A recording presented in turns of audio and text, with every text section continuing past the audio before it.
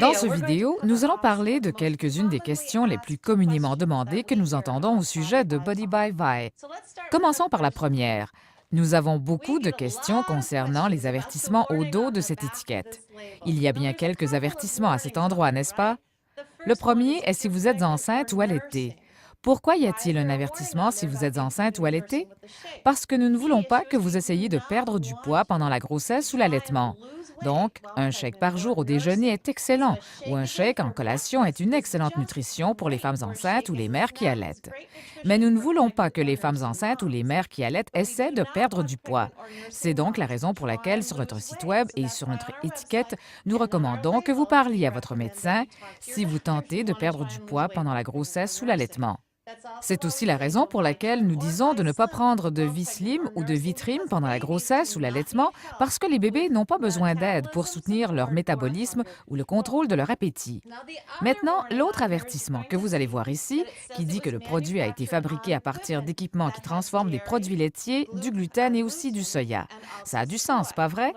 Mais la clé est que notre usine est BPF, ce qui signifie qu'il y a des normes très strictes pour les protocoles de nettoyage et de désinfection, etc. Elle est aussi cachère avec des protocoles additionnels de nettoyage et de désinfection. Donc, le risque de contamination du shake est peut-être éliminé, mais nous devons avoir ces avertissements sur l'étiquette. Donc, par exemple, notre saveur santé à l'orange contient une minuscule quantité de gluten. C'est pourquoi nous devons avoir cet avertissement. Le shake contient du petit lait. Le petit lait provient de produits laitiers, donc il y a cet avertissement. Mais le shake est bien sans lactose. Ensuite, il y a du soya dedans, et c'est pourquoi l'avertissement est là également. Mais le soya ne contient pas d'isoflavones. Nous avons traité notre soya afin d'enlever les isoflavones. Donc, bien que les risques de contamination soient minimes, c'est la raison pour laquelle nous avons ces avertissements sur notre étiquette. Une autre question que j'entends beaucoup est concernant l'éclaircissement du sang. Quel produit devrais-je prendre ou ne pas prendre lorsque je prends des anticoagulants?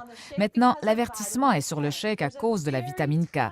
Il y a une quantité vraiment minime de vitamine K, en fait 24 microgrammes, une très petite quantité. C'est moins que la quantité que votre ventre produit par lui-même chaque jour. Donc, les personnes qui consomment un anticoagulant devraient pouvoir prendre le shake, mais les produits du VPAC, eux, contiennent d'autres herbes et nutriments qui peuvent éclaircir le sang et on ne veut pas que le sang devienne trop clair.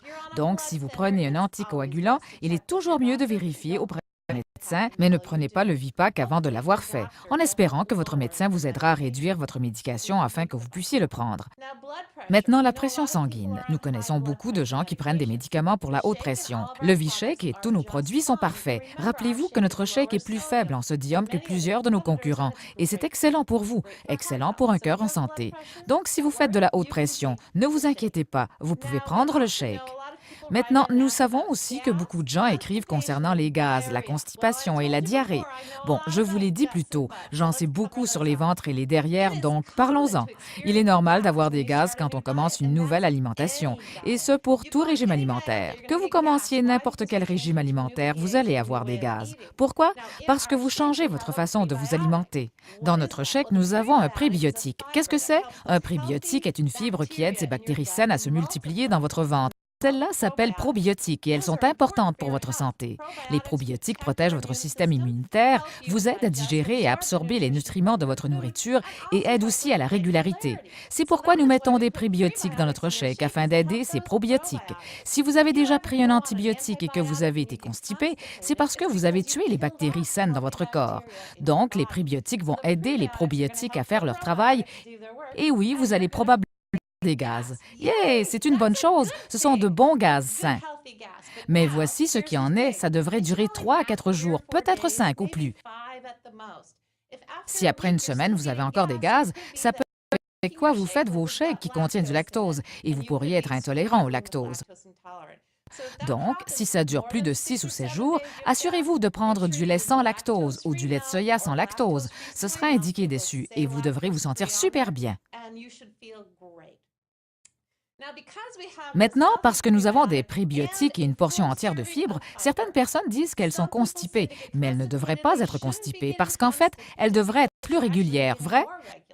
Donc, si vous vous sentez un peu plus constipé, buvez plus d'eau. Assurez-vous de mélanger vos shakes avec des fruits parce que ça va apporter l'eau des fruits dans vos conduits intestinaux et faciliter le mouvement.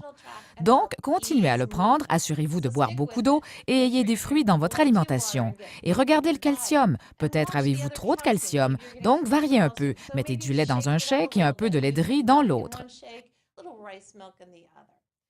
Maintenant, la diarrhée, ce n'est pas normal et vous ne devriez vraiment pas l'avoir. Et si vous l'avez, vous devriez sérieusement vérifier ce avec quoi vous mélangez votre shake. Encore ici, vous pourriez être intolérant au lactose et en souffrir un peu.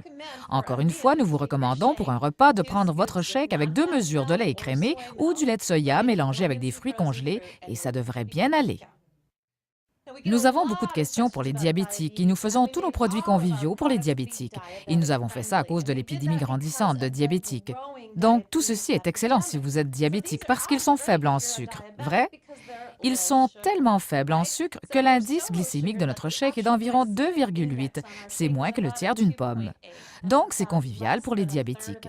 Si vous êtes un diabétique qui doit surveiller son taux de sucre dans le sang, alors parlez-en avec votre médecin. Vous pourriez avoir à prendre aussi un jus avec, mais réellement, pour la plupart des gens, ce sera un excellent produit.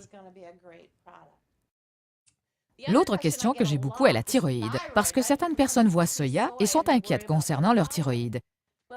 Mais encore une fois, nous avons retiré l'isoflavone du soya, donc vous pouvez utiliser le produit si vous avez une thyroïde trop lente, trop rapide, ou vous la chirurgicalement enlever.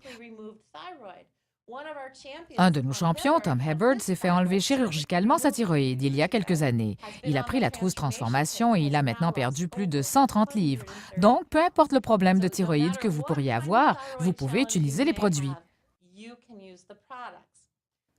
Parlons d'une autre question que nous avons, les maux de tête. Le shake ou nos produits ne devraient pas causer de maux de tête. Certaines personnes pensent que l'édulcorant ou le sucralose causent des maux de tête, mais ce n'est pas réellement vrai, c'est plutôt l'aspartame.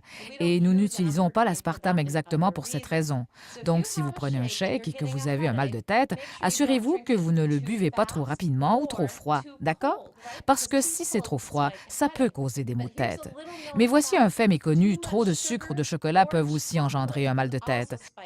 Donc, si vous avez mal à la tête, assurez-vous que vous ne le mélangez pas avec du jus, parce que le jus ne contient pas suffisamment de protéines et contient énormément de sucre. Et ce sucre peut engendrer un mal de tête. Ou si vous utilisez beaucoup de chocolat ou de sirop de chocolat, si vous n'utilisez pas notre saveur santé au chocolat, ça pourrait être le chocolat. Donc, si vous avez un mal de tête, assurez-vous de